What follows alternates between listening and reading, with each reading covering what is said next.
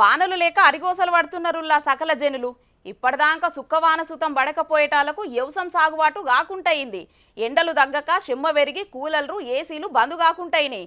వానకాలం జొర్రి నెల రోజులు దగ్గర పడ్డా ఇంకా ఆడాడ సలివేంద్రాలు తీయకుంటయింది.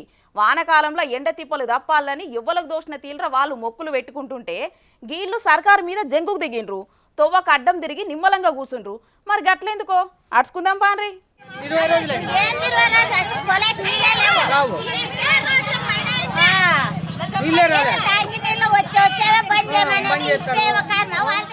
అయ్యో పాపం గోస అంటే గోస కాదు కదా ఇల్లది.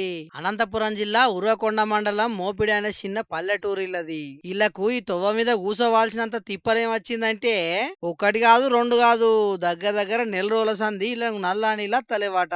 పల్లెటూర్లల్లా ఎక్కువ నల్లా నీళ్ళ మీదనే బతికేలా తీస్తారాయే. ఇక నల్లా నీళ్లు బంద్ అయ్యేటాలకు గుక్కెడు నీళ్ల కోసం అరిగోస పడుతున్నారు వీళ్ళంతా. నీళ్లకు ఇంత ఎద్దడి ఉన్నా అటు గ్రామ పంచాయతీ పాలక వర్గం ఇటు అధికార వర్గం పట్టించుకున్న పాపాన పోతలేరట. నీళ్లు లేకుంటే పక్కపడి నుంచి వటకచ్చాన్ని ఇయ్యరా అనుకుంటా గరానికి రాబట్టి అక్కడి జనం.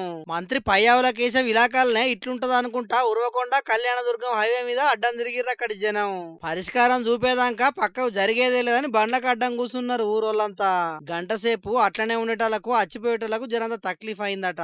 కానీ పోలీసు వాళ్ళు వచ్చి ఆమె ఇస్తే పక్కకు జరిగిర్రు ఆఖరుకు. ఎవ్వల తొవ్వల వాళ్ళు పోయిండ్రు. ఇక ఈడ ఇట్లుంటే మొగుల మీదకి వాపసు పోయిన వానలు భూమి మీదకి వాపసు రావాలని బతుకమ్మ పాటలు ఎట్లా వాడిర్రో చూడుర్రు గీడ.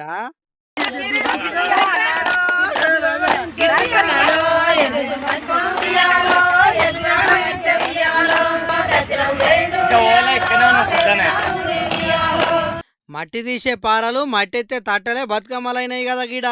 ఈ అమ్మలక్కల పాటలు వానదేవుని చెవుల పడితే పక్కా కరుణిస్తాడు పోండ్రి. రాయన్న సిరిసిల్ల జిల్లా ఇల్లంతకుంట కాడ 100 రోజుల పనికి పోయినోళ్ళు వానాలు లేక గోసైతున్నదని వర్ణదేవునికి ఈ తీర్ల వెలుకని చెప్పిర్రన్నట్టు. బతుకమ్మ పాటలతోని వరుణుడు నిమ్మలమయ్యేటట్టు చేసిండ్రు.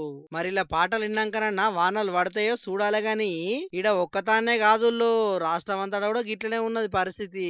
వానదేవుని కనికరం కోసం జనాలంతా 1000 కళ్ళతో ఎదురు చూస్తున్నారు. నచ్చిన తీర్ల పూజలు అభిషేకాలు చేసి బతిలాడుకుంటున్నారు. కానీ ఆ వర్ణదేవుడు మాత్రం ఇంకా కనికరం చూపుతలేడు. మరి ఆ కోపం తగ్గించుకొని ఎన్నడు కరుణిస్తాడో ఏందో పోండ్రి.